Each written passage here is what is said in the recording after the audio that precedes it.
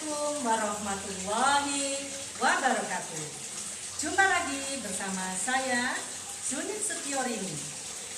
Hai sobatku semua, hari ini kita akan coba mempraktekkan membuat pupuk kompos Takakura.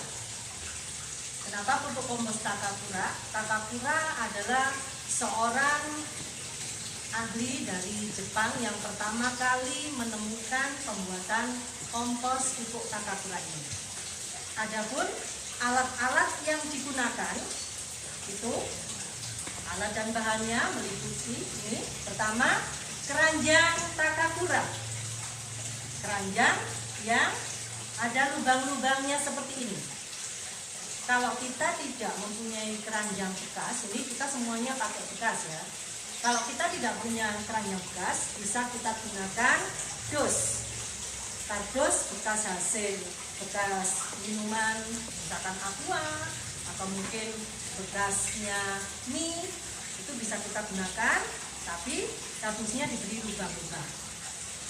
Kemudian bahan yang berikutnya, alat dan bahannya, kita sediakan juga kardus yang diatur diameternya sehingga bisa masuk di keranjang.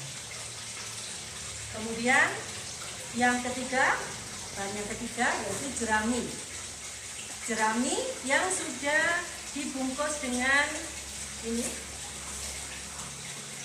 kain ataupun mungkin bekasnya ini bentuknya berambang itu, sehingga kita buat bentukan seperti bantalan ini. Kemudian disediakan juga tentunya bahan yang mau dikomposkan, yaitu sayur-sayuran atau mungkin buah-buahan bekas, sisa-sisa sampah rumah tangga. Sedangkan bahan yang keempat yaitu kompos jadi, ini nanti yang akan dimanfaatkan sebagai starternya. Ditambah juga dengan mikroorganisme yang akan mempercepat penguraian sehingga pengomposan akan lebih cepat. Ini kita gunakan untuk starter atau pemercepatnya itu biosan bikinan sendiri yang secara alami. Selain itu kita juga bisa menggunakan PM4, tapi itu masih kurang alami ya. Sehingga kalau kita ingin yang lebih alami, yaitu dengan membuat sendiri molnya. Ini juga dibuat dari bahan tape, kemudian bisa juga nasi, dan dikasih gula merah, kemudian disediakan blender, kemudian disediakan beberapa bulan. Berikutnya juga kita sediakan air dalam gelas aqua begini, dan juga alat-alat seperti cetok untuk ngambil ini komposnya. Kemudian ini penutup serbet, kita gunakan kain bekas atau mungkin jilbab yang sudah tidak layak dipakai, itu bisa kita gunakan sebagai penutupnya. Nah, adapun langkah-langkah pembuatannya bagaimana? Mari kita lakukan. Ini juga tentunya langkah yang pertama yaitu kita siapkan keranjang Takakuranya ini. Kemudian kita masukkan dus ini ke dalam keranjang sehingga ini dimasukkan pas. Kenapa diberi kerdus? Ini tujuannya untuk melindungi kompos yang kita buat dari berbagai macam hewan, sehingga komposnya tidak sampai tumpah dan tidak diganggu hewan. Kemudian kita masukkan ini sekam. Sekamnya ini, nah dalam sekam kita masukkan ke dalam keranjang yang sudah kita beri dos. Selanjutnya langkah yang ketiga yaitu kita masukkan kompos jadi sebagai starternya. Ini hanya awal saja. Untuk berikutnya tidak harus ditambahi. Jadi kita masukkan ke dalam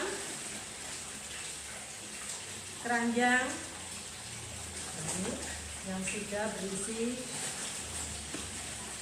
jerami tadi, seperti ini, sampai jeraminya tertutupi semua dan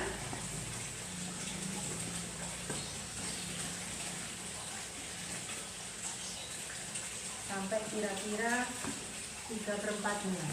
Ini biar lebih cepat langsung saya tumpahkan saja ya.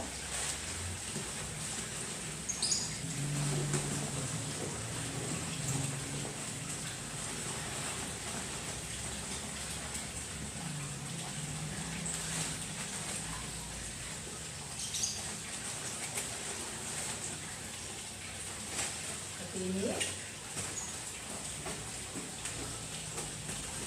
Kita buat rata. Nah, hasilnya seperti ini. Nah, setelah dimasuki tanah, kemudian sampah dapur itu kita potong-potong kecil-kecil. Jadi ini kita sayuran ini kita potong kecil-kecil,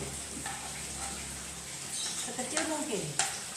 Semakin kecil semakin bagus. Berarti kalau pemotongannya kecil maka nanti akan segera jadi pupuknya. Semakin kecil kita memotong maka nanti pupuknya juga akan segera bisa dipanen.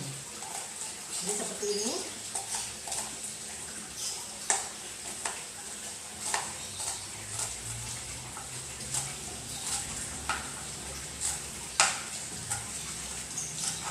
Sehingga kita setiap habis masak, mungkin untuk sampah-sampah sayuran bagi ibu-ibu yang suka masak ini, itu bisa langsung kita potong-potong sekecil mungkin seperti ini, sehingga nanti langsung kita masukkan di pengomposan. Nah, seperti ini sampai semuanya terpotong. Nah, ini. Kalau sudah terpotong kecil-kecil seperti ini, maka kita masukkan ke dalam tempat pengomposan.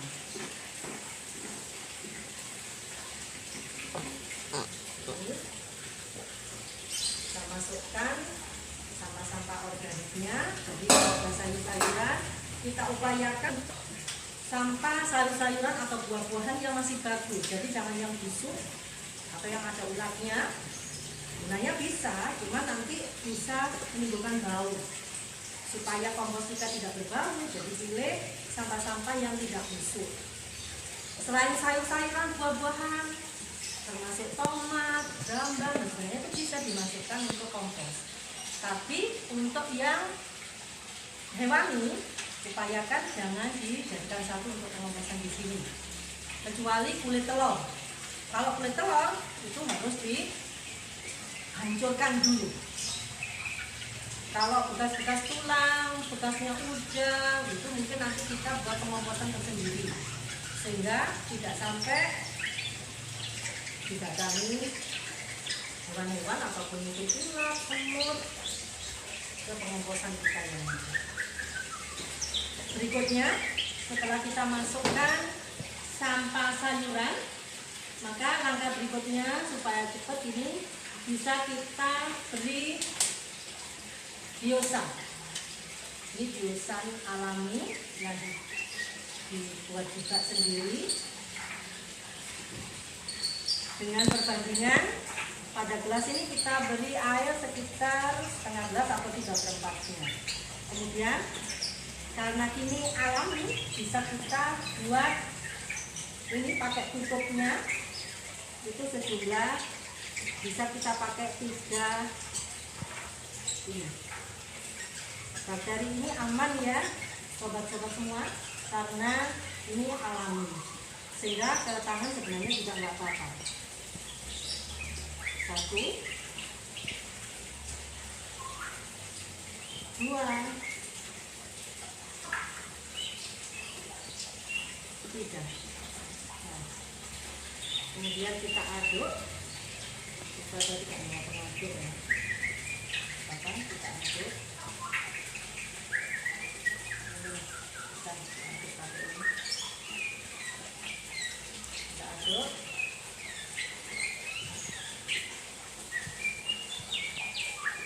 Kemudian kita percik-percikkan. Kita percik-percikkan di pengomposan kita. Ini, jadi kita percik-percikkan sampai rata. Sampai rata.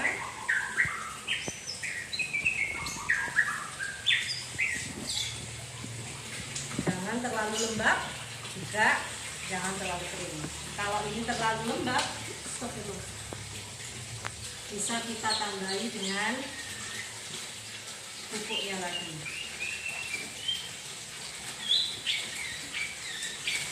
Kita tambahi lagi pupuknya.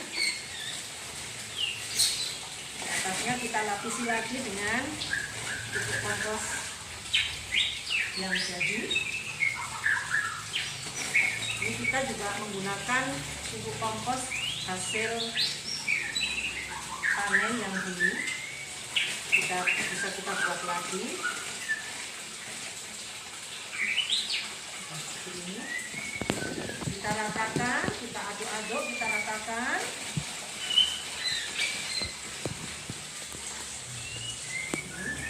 Jaga kelembapannya.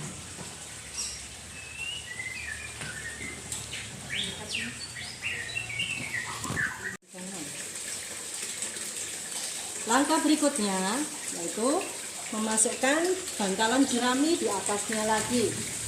Tujuan diberi jerami ini untuk mengatur suhu dari pupuknya.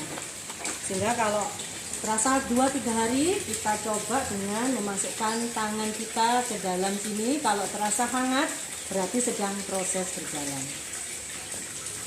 Nah, setelah kita beri jerami lagi, maka ini akan kita tutup. Dosnya kita tutup. Kemudian kita tutup juga dengan kain gelap ini. Kain gelap. Kita hangatkan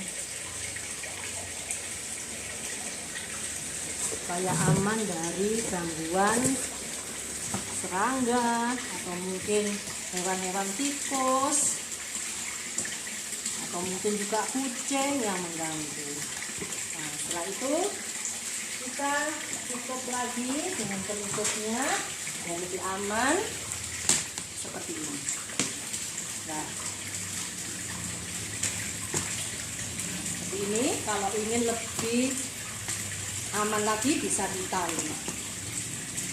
Nah, ini pengomposan dengan cara yang bersih sehingga bisa kita lakukan di dapur kita tetap dalam kondisi bersih seperti ini. Setiap kita habis memasak itu bisa kita potong-potong sampah organiknya, langsung kita tambahkan di sini sampai penuh. Kita biarkan beberapa hari, mungkin nanti jarak 2 minggu atau paling tidak 1 bulan, itu kita bisa memanennya. Itu cara-cara membuat kompos secara tata-tata. Demikian sobat yang bisa saya berikan. Jangan lupa klik like and subscribe untuk tetap bisa berjumpa lagi dengan episode berikutnya. Saya akhiri, salam bumi pasti lestari.